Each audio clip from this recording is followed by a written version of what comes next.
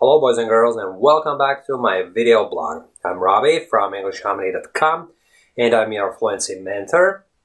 And today's video is going to be dedicated to the following subject. Sometimes as you go about your English learning and improvement, you will kind of realize that the more you know, the less fluent you become. And then if you reminisce about days gone by, a couple of years ago probably, when you just started learning the English language, when you knew not so much, basically when your knowledge was quite limited, you could actually say a whole lot more than now, when your knowledge is quite thorough and profound, and you know a lot of synonyms describing the same abstract concepts and things and so on and so forth. You sometimes find that you actually struggle to say anything at all. But in the very early stages of your English fluency improvement and learning attempts, you could say a whole lot more, or at least so it seems, right? So why this funny thing is happening? There's a very easy explanation for that, my friends. It's synonyms. That's what it all boils down to. And here's a typical example. Imagine you're walking past a derelict building, and there's something dodgy going on in there. There's a couple of guys lurking in the dark, and it seems that they might be up to no good. In the very beginning, when you just started to learn the English language, there would be probably just one way you would describe that particular scene. You would say that those people are doing something illegal, maybe. But now, as the years have gone by and you've been exposed to a whole lot more English content and you've learned a whole lot more, you know a lot of different ways you can describe the same thing. So when you look at that scene, there are a lot of different words kind of floating in your mind, if you like. Illicit, illegal, unlawful, dodgy, clandestine, maybe. Even this sophisticated word might have been picked up by you when you visited one of those online dictionary websites where they offer you to learn the words of the day, which in most cases aren't actually used in real life. So when you're witnessing that particular scene of a couple of people doing something in an abandoned building, all these words might be floating in your brain, and all of a sudden you can't actually describe the simple concept. Whereas a couple of years ago, when you only knew one word, illegal, that's the way you would have just said it. Those guys are doing something illegal, probably. Or maybe. Even the simple word maybe. It's got there are three synonyms, basically, most popular ones that can be used interchangeably. Maybe, perhaps, probably. So if you know only one way of describing this concept, maybe, it presents no difficulties because your brain doesn't have to choose from one of them. But when you know that there are a couple more words describing pretty much the same concept, perhaps and probably, you may start wondering which one you have to pick, which one is the best for this particular situation. And that's when you may have the typical fluency issue, whereby you just can't say anything at all. You get stuck in the middle of a sentence. You might have actually started saying a sentence, those guys are, and then you kind of get stuck because there are so many ways of describing that scene that your brain goes into a kind of an overdrive. You can't choose among those various options, and you just can't say anything at all.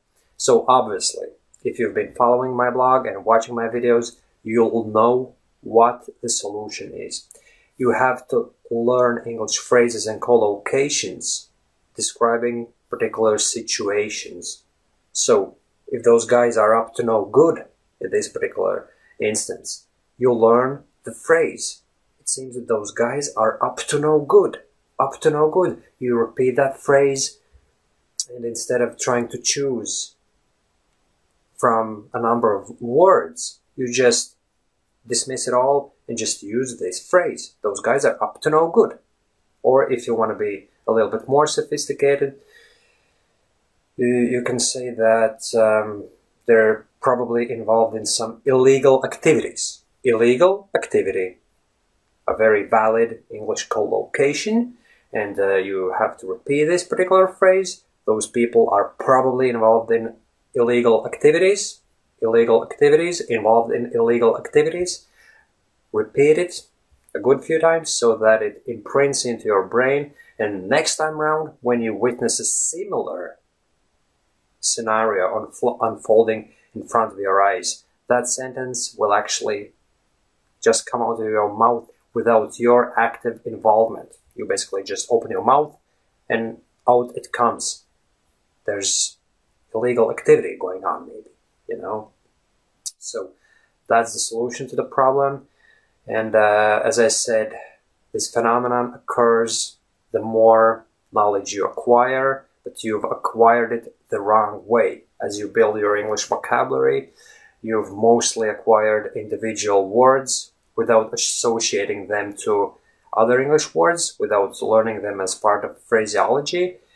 And then as you try and speak, your mind just sometimes draws a blank and you can't say anything at all, simply because there's this vast amount of individual English words floating in your brain. You can recognize them, you know them, which means they're all part of your passive vocabulary, which is words you can recognize, but you can't use them in real life. And that's why it might seem to you that the more you know, the less you know, kind of. The less you can use, which is not the case. The more you know, the more you know. It's true. But as far as using that vocabulary goes, yes. Sometimes more is less. Sometimes the more synonyms you've learned, the less you can actually use them in real life. And I remember when I was having my fluency issues, I was going for job interviews and having conversations with work colleagues and with various other people. I was experiencing pretty much the same thing. I was building a massive English vocabulary. I was learning a lot of new English words on a daily basis. But as far as the conversations, I just couldn't speak. Whereas a couple of years prior to that, just when I arrived in Ireland, I didn't have big difficulties talking to people. I would use my vocabulary as it was at the time, and even though I was still experiencing certain fluency issues, on a lot of occasions I could actually maintain a normal conversation, albeit with a very simplistic vocabulary, right? So here you go, my friends. This is why this funny thing happens. This is why you have this feeling as if the more you acquire in terms of English knowledge, the less you know.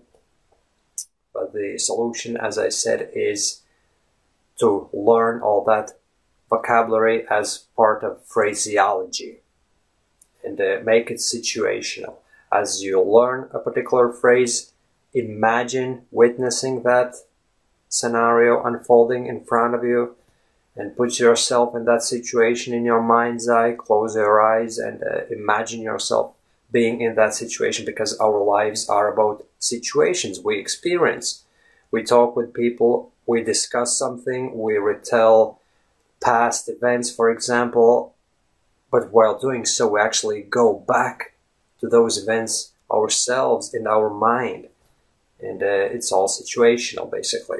It's not as if you're just taking some abstract words, sticking them together, creating sentences that flow naturally out of your mouth. No, it's not like that. There's abstract imagery going on in your head at all times when you speak in English. So that's about it, my friends. That's the message I wanted to convey to you today. So basically, this phenomenon of not being able to speak as you progress through your English studies can be put down to the fact that you're not learning your vocabulary the right way. And once you start doing that, you will definitely witness a massive improvement to your ability to speak in English fluently, my friends. Alright, thanks for watching this video, And if you have any comments whatsoever related to this video or English improvement in general, don't hesitate to publish them in the comment section below this video. Thanks for watching and talk to you soon, my friends. Bye-bye.